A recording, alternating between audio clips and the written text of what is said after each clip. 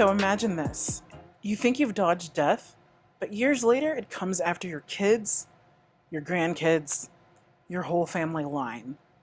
That's the twist Final Destination Bloodlines brings to the franchise, and it changes everything. I'm Janackeh, I'm Nick. and this is Rectangles Podcast. Welcome back for episode 11, part 2 of our deep dive into the Final Destination franchise. Last time we covered movies 1 through 5, and today we're focusing on the newest entry, Final Destination's Bloodlines, the highest grossing, best reviewed film in the series so far. We're talking about generational curses, Tony Todd's haunting final performance, the insane Skyview Tower disaster, and even some real-life Final Destination moments that happened during screenings. So grab your popcorn, check your surroundings, and maybe don't sit under any loose ceiling tiles because in this episode, death has gone generational. So, since we're getting off into this, and this is kind of our part 2, and this is the newest one, I was very curious of, going into this movie, it's been 14 years. So, since the last one. And if you watched part 1, which hopefully you did, definitely check that out if you, for some reason, came to part 2 first. But the other 5 in the series were very much like the 2000s. Mm-hmm. And this one had to finally deal with actual, more modern time to now. So, smartphones, just the use of just Wi-Fi being everywhere, just general streaming music and things like that, and smart speakers, smart homes, all those things. Technology. Just in a nutshell. In all forms. Yeah, and so I was very curious of how they were going to do it, how they were going to be able to get away with some things, how were they going to have to think outside the box. And surprisingly, a lot of it was still kind of rooted, and almost all of it could have just been a sequel 3 years after the fact. Not too many of it just incorporated the latest and greatest. No autonomous car came and killed somebody. So that was very interesting take to me. And also, this movie covers the past, so it's like an overall blanket of the whole entire world, which I love. But before we get really into it, though, while we're on the subject, while you're here, I want you to go and like and subscribe.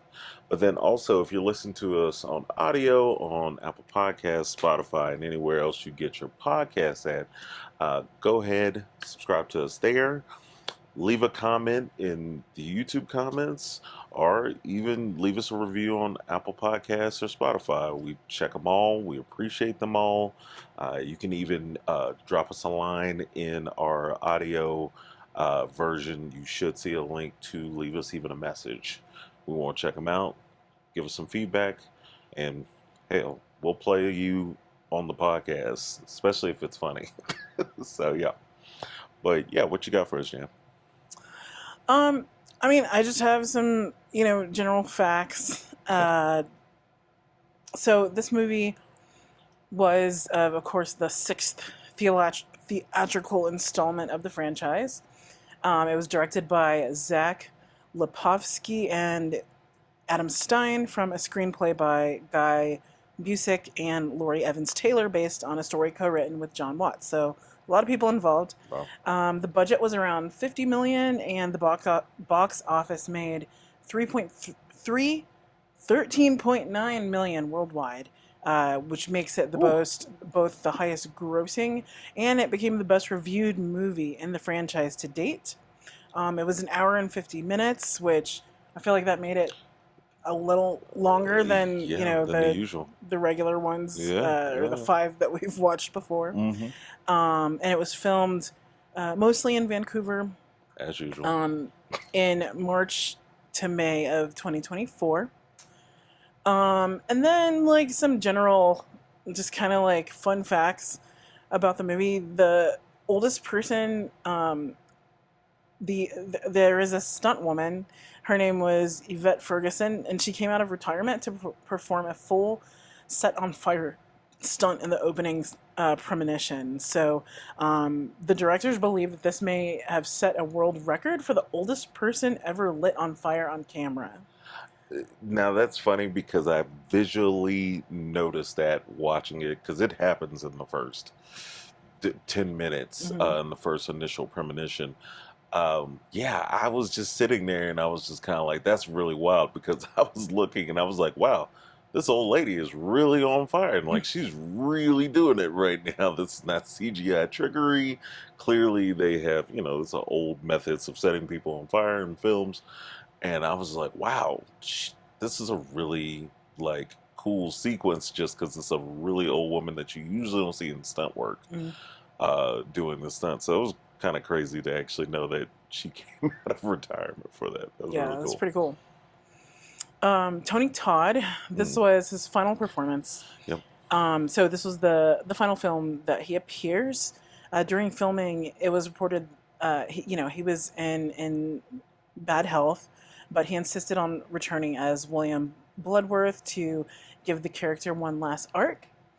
For his last scene, the crew allowed him total control, creative control over his monologue, so he could deliver something personal and meaningful. And in real life, he was ill, and his character in the film is, subtly alluded to be dying of cancer, paralleling with his real life condition. Mm. So in Bloodlines, this movie, it's all tied to ancestry and also inherited visions. So unlike prior entries, which focused on surviving a single event, this movie reframed the threat, and it was descendants of survivors who became targets. So, it was almost the theme of this one was that fate is generational. It opens in the late 60s, showing a young woman having a vision at the Skyview Tower / restaurant, which ties into the family curse that's passed down.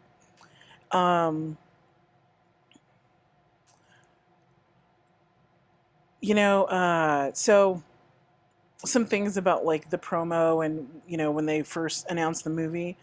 So it had advanced double bill screenings, pairing it with the original 2000 Final Destination in select theaters a week before the official release. So I think that was kind of neat how people who got to go to the advanced screening could see the first movie and this latest movie, which is a span of 25 years. Yeah.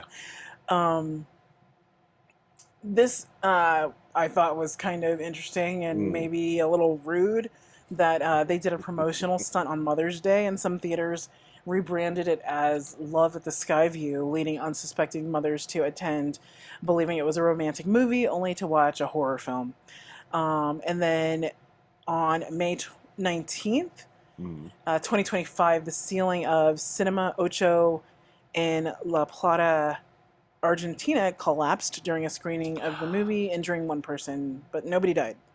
I remember seeing that footage on social media actually, and that was a weird one because I think most of the internet thought that was like Part of it. Yeah, like Like that it was was promotional, planned. yeah, Yep. promotional material. That just happened. But I did want to go back to Love at the Skyview. Yeah. I think that is absolutely hilarious. That's terrible. I am a big fan of fake outs. That's terrible. Famously, there's another horror tie-in fake out with a Japanese movie called Audition, directed by Takahashi Miike, one of my favorite Japanese directors, where basically they filmed the commercial and re-edited it to where it looked like a romantic comedy. And then there's a famous ending. Now, forget all the spoilers. Audition is like about almost close to 30 years old. So we're going to straight up spoil it. At the very end, the movie takes an insanely dark turn and gets super gory for the last like 10 minutes of the film. Rumors are it actually led to some young lady possibly taking her life. Rumored. We don't know.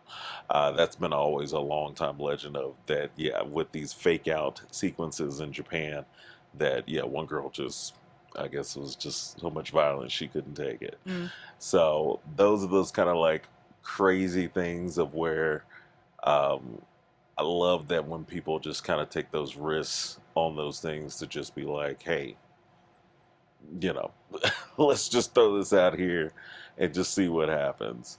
Of course, with audition, like I said, it's a rumor. I've never been able to find actual information if these kind of urban legends exist. Doing my own research on that in that movie, it seems like it's really probably just another promotional tool, similar to how we thought that roof collapsing during the that screening was promotional material. So Who knows? who knows? We don't Um, know. so the film's official trailer dropped on March 25th, 2025, Mm. across 65 markets and in 44 languages. In the first 24 hours, it amassed 178.7 million views globally, making it one of the most watched horror trailers ever. Second place to It, Wow, which dropped in 2017, and that was the number one viewed trailer in the first 24 hours yeah, understandable. for a horror film. Yeah, understandable. Um, and then in its opening weekend, it did around 51 to 52 million, becoming the strongest in Final Destination franchise history. And critics generally praised it for recapturing the franchise's mojo, combination of gruesome creativity and fun. One review called it clever, unpredictable, and fun, with a poignant tribute to Todd's legacy. And it has one of the highest Rotten Tomato scores among all of the Final Destination movies. That's really cool. I wonder if, since they did such a crazy run with the first five films, in that coming out in the span of 11 years, five films in 11 years, I think, honestly, to me, this movie wasn't necessarily, I would say it wrapped up the whole entire universe and also showed it was a complete universe, probably more than any other movie. Mm-hmm. But would I say it was the best? Perhaps.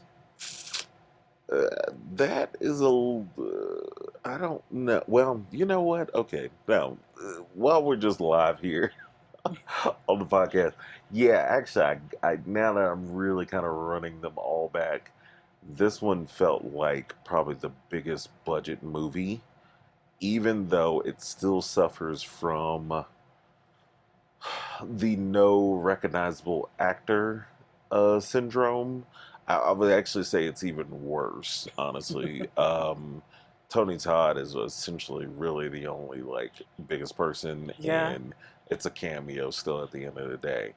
Um, but that's also not to say that it wasn't decent acting this time around. Horror is kind of a weird thing, genre wise. I can feel like horror and sci-fi, especially those two genres, can always give way to overacting, sometimes underacting.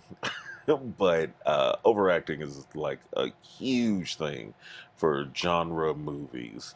And I would say everybody kind of played it pretty straightforward for the most part. Nobody was like the crazy old, lady, even though we do have a crazy old lady in it. She's very valid in being crazy. But yeah, I don't think anything's over the top. The kills are relatively pretty fresh, some pretty new stuff. Mm. And they went smartly enough for the most part of the movie. They went kind of low stakes, essentially, like the big sequence that everybody would know from the trailer.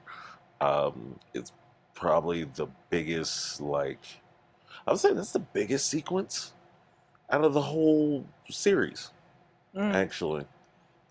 Just the amount of effort it took to film that, That one involved probably the most people, I would say, in the death sequence.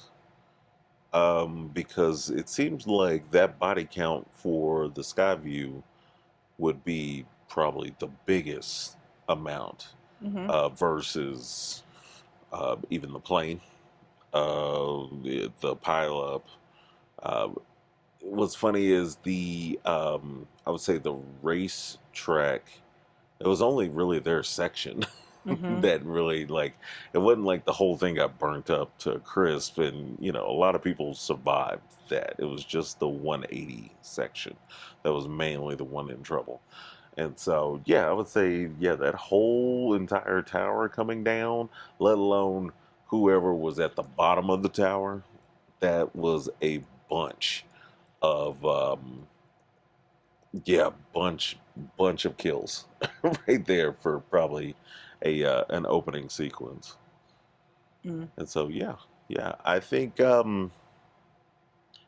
think overall just I would personally give this movie um an A, not a A plus. In the simple fact of I think they could still I think they could still do another one. Mm. I think there's still another opening to do another one.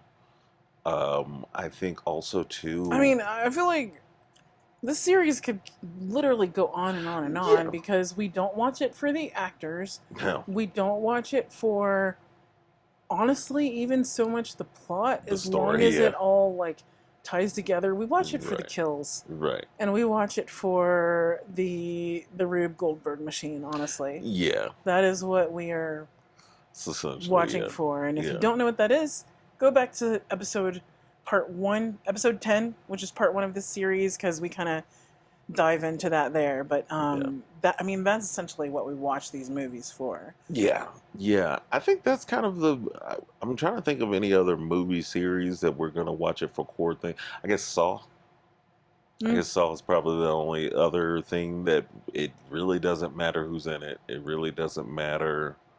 Uh, yeah, it really doesn't matter about anything except for the traps and how the traps are done.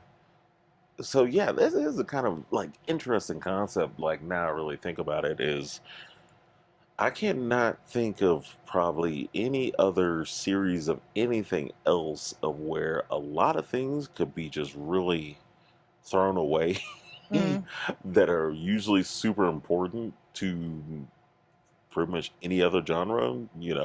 If it's a romantic comedy and the story is not tight, you're not just there for the jokes because it's not just a comedy. Like, and even then, with comedies still need to have a universal thread that keeps things moving along, yeah. and those jokes to make sense in those yeah, content. So, yeah, it's kind of funny that like just in horror specifically, we could almost throw out every single thing as long as you have a core component, Mm, a part of the actual series or movie.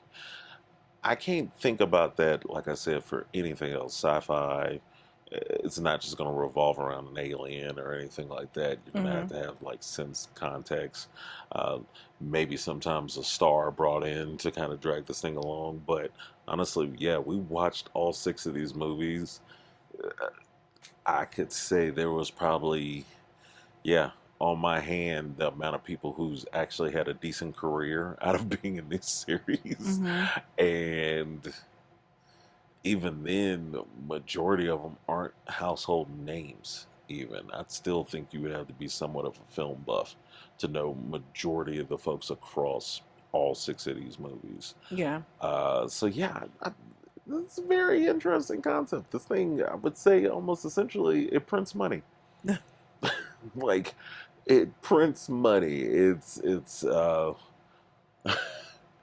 the Nintendo Wii of movies. Mm-hmm. Just because, and for those who may not be gamers or may not know, Nintendo Wii, obviously, as I just said, Nintendo was specifically a game console that revolved around doing like motion controls. So it was kind of one of the first like gaming devices that, more than likely grandma had, or that aunt who never plays video games would just randomly have it, and it made Nintendo a bunch of money. But in the grand scope of things, it was almost like bought as a very expensive board game. You would have like people would be like, "Oh yeah, we got a Wii. Let me go dust it off. We'll go and plug it up into a TV because it's Thanksgiving. And let's go and fire it up. It needs an update. Why?" So, yeah, I would say the Final Destination is definitely in that camp of they took it off the shelf after 14 years, Yeah. dusted it off. We still had a great time with it, and it's kind of up to the creators, any directors or any writers mainly, who are sadistic enough to come up with some new kills to go I and feel like entertain it's us kind of again. easy. Yeah. There's so many ways to scenarios and everyday, like current modern Yeah. situations that you Oh, could turn yeah. into complete nightmares. I fully believe that they left a door opening for actually a more tech focused one. Mm-hmm. The smart home, autonomous cars, drones, all these things that, have a great ability to do something to you. Mm-hmm. So I'm very surprised that they went very low tech Yeah. with it. Trains, planes, automobiles. Literally. Yeah, and so and then of course I guess Sky Towers falling out of the sky, but yeah, I hope they come back to the drawing board and just fully go full bore in of like, hey, we're in the 2020s. Let's see what we can just really relate to the right now and Mm-hmm. freak people out. Maybe they gotta give the folks at Black Mirror a call to give them some tech Or ideas. The Purge.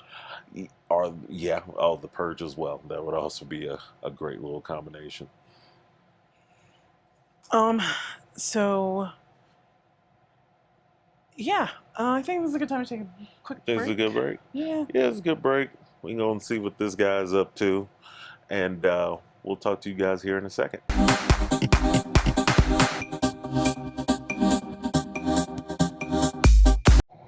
All right, and we're back. So, Jan, I know you had a couple more things about the movie that you kind of wanted to cover. Yes. And I'm definitely interested to see what these notes are. Yeah, so Bloodlines was the first Final Destination film shot specifically for IMAX. Oh. Much of the production decisions, camera, framing, staging were built around the expanded IMAX format.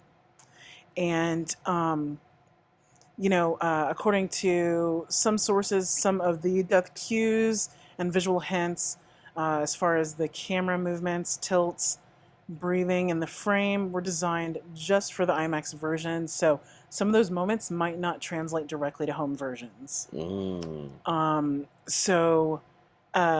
Earlier entries used standard widescreen with kills staged for traditional theater, or in the fourth movie it was 3D gags.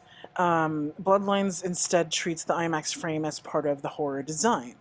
So horror is usually just claustrophobic, tight spaces, shadows, things jumping out of corners. But IMAX kind of flips that by opening up the frame, letting you see more of the environment. So in Bloodlines, that means that the audience, scans every inch of the screen for potential kill clues.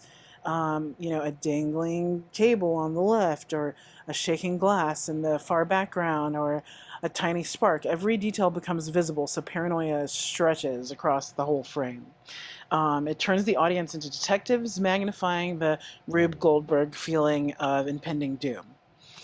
And so for the opening premonition at the Skyview Tower, the opening disaster was storyboarded for IMAX from day one. So there's long vertical shots that make you feel the drop, with the tower filling the screen so you almost lose your stomach watching. There were certain kills that were shot with multiple focal planes, so the IMAX viewer sees all the moving parts in one wide composition instead of quick cuts. And then also, some reviewers noted how the camera holds on rooms or crowds, forcing you to notice ominous background details that will pay off later. And a lot of critics compared Bloodlines to a literal theme park attraction. So, just like a roller coaster, the IMAX screen heightens bodily sensations, especially vertigo, depth perception, and that sense of being in the collapse. And it echoes horror's long relationship with gimmicks, but in a more cinematic, less campy way. So yeah, I thought that was really interesting. We watched it at home, so we didn't necessarily have the full IMAX experience, but that would have been neat. And even if you've ever been to a 4D theater, which we have one here where we live, it is really neat, and you should definitely experience it at least once if you're not queasy or Yeah. you don't get any kind of like severe motion sickness. It's a really neat experience. Yeah, We saw the Super Mario movie there. What else did we see? We saw especially not the newest Jurassic Park, but I guess it The was Jurassic Park before last. the one before that that Mhm. wrapped up the original series. So I think that was in 22. Yes, I believe it was in Yeah. 22. And so that one was a little like, whoa, It was fun. a lot. It was fun, but yeah, the seats knock you around. You might get like a light mist of water in the face. They incorporate smells into the environment. It's really neat because you really are like immersed in the movie.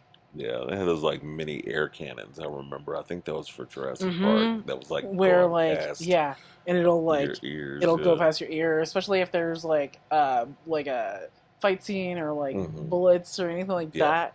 It sounds, you can feel the air like whooshing past you. It's really neat. It's really actually cool. Really neat. That was a real cool one. Yeah.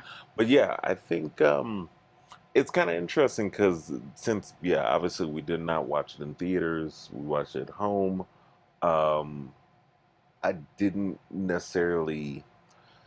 The formatting, I guess, still made sense. I didn't watch it feeling like, oh, I'm missing something versus watching Final Destination 4, if I'm not mistaken, that was meant for 3D, was so over the top. Just, whoa, like reaching into the screen. It felt very TGIF.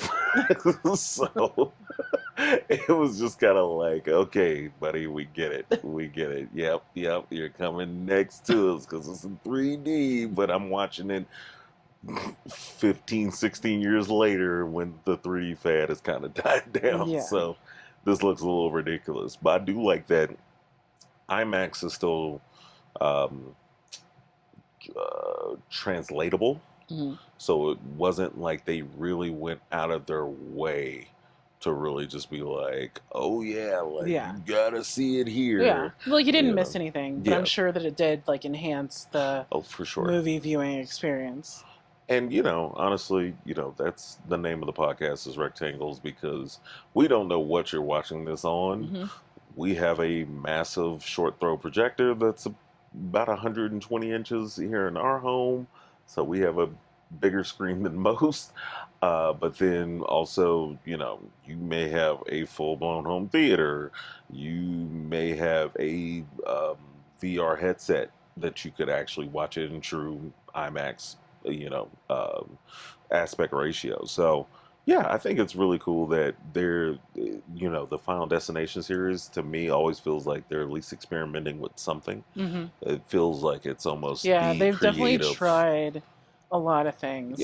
Like thinking back now, in between the there's the choose your own ending or choose your own kill. 3D, IMAX. It's definitely out of the box, and I mean it could be considered a little campy and gimmicky, but I don't know. I think it works. I definitely think it works. I think horror is the one genre that you can get really campy, like Rocky Horror Picture Show. It's extremely Classic. campy, Yeah. and that's when you go to watch it or see it performed, and all those other, or actually participate, Right. and sometimes, I have uh, been to one of those. really. Mm-hmm. And so, yeah, like I think horror is really cool because um, it can tell stories. It can do things like Get Out, of where it's doing like social issues, but wrapped inside of the story Mm-hmm. that may not necessarily make sense in maybe another genre, Mm-hmm. directly Like translatable. The Purge. Mm-hmm. Right, yeah, The Purge, which is kind of horror-esque. I mean, it started in the horror genre with Blumhouse and kind of eventually just kind of really got in your face with the full-on message. Mm-hmm. Because I think some people just weren't getting it. And, according to, I believe, the creator, he just blatantly towards the end was just like, look, I'm just going to spell this out because I think some people were getting the wrong idea Oh. about the purge and what I wrote this for. Mm. And so, Oh. yeah. Yeah. Yeah. So I Yeah. think it's like very interesting that this genre is a very special genre in film and TV, that you can do a lot of things Mm-hmm. and you can throw out the rule book. Mm-hmm. I think in some cases, honestly, the funny part is a lot of horror, I feel like, is how a lot of people got in their starts, Mm-hmm. like a Sam Raimi. Mm-hmm. I mean, that was a college film that, they did, and it blew up into a whole entire Yeah. franchise and made a ton of Mm-hmm. careers. And then you have Blumhouse, which is a whole, like, really indie, now mainstream Mm-hmm. company that was born out of doing cheap horror movies that just somehow And just now started making it's hits. video games Yeah, and they're a video game production company. everything. Yeah. Megan is one of the start off as a horror movie, kind of transition its way in the newer movies into sci-fi, and now it's its own Comedy. personality. Yeah, and it was comedy the whole entire time. Horror can easily blend with comedy Mm-hmm. very nicely, and it's nothing out of the ordinary. Horror can blend with sci-fi, Mm-hmm. aliens. Horror sometimes can even have romantic like bent Mm-hmm. to it. Yeah, so it's very interesting. Like, this genre is very versatile. I think sometimes if you're not really into the genre, you can take it very much for granted because it's just, oh, it's scary. I don't like scary movies. And it's Yeah. like, Get Out is scary for a totally different reason. Yeah. Most of Jordan Peele's movies are scary for totally different Yeah. reasons. And then, 28 days later, or 20 anything later, is completely scary because then it Mm-hmm. just takes one concept. Let's just make the zombies fast. Mm-hmm. And it's like, oh my God, this is a totally different situation. Or let's just make all the zombies ants. And then you got World War Z. Mm. So, yeah, I think it's really cool, and I love that we're tackling horror this month because it's really shining a light on things like Final Destination, which clearly it shows we weren't taking it for granted, or Mm-hmm. maybe we just realized, oh wow, I haven't seen a Final Destination movie, a new one, in a long time, and maybe that's just kind of what snowballed into this one not only generating the most money, but Being the probably highest people reviewed. behind the scenes really being like, I really want to get a hold of this series and do Mm-hmm. something. I Yeah. wouldn't be surprised if the people behind this probably grew up or were going to school at the time when the originals ones were coming out. I was like, man, I want to go and make that. I want to go make my own Final Destination movie because, like I said in part one, where has New Line been? This is the most New Line sequences I've seen in a long time in the modern era, Yeah. and hopefully that brings in enough money to where we can start seeing things from them again. I used to remember New Line would like be the start of most of the movies I would like grow up watching. Yeah, in the 80s and 90s. Yeah, yeah. Same thing with Miramax. So it's like it's interesting. But yeah, um, that's pretty much all we got. That is Final Destination. Yeah. So All of them. yeah, all of them. So I think it's really cool. This is our first part one, part two. Yeah. I hope you learned something new. Yeah, I did. I absolutely did. I watched them and I still learned some of the things that you just talked about right now.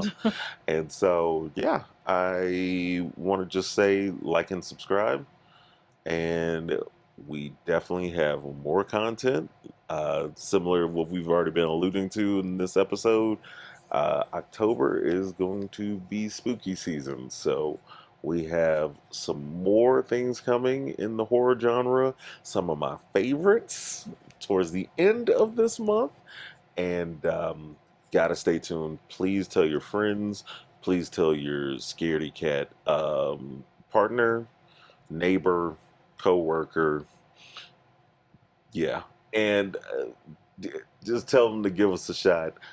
We'll go back to non-scary things maybe next month. Yeah. But And you know, the things that we talk about aren't necessarily scary. yeah, We're not here to scare you. We're just breaking down the things that might scare you. that might. But I do have some though that I definitely want to kind of freak out some of the audience with. But that's all for us at the Rectangles Podcast. We'll catch you on the next one. See you later. Bye.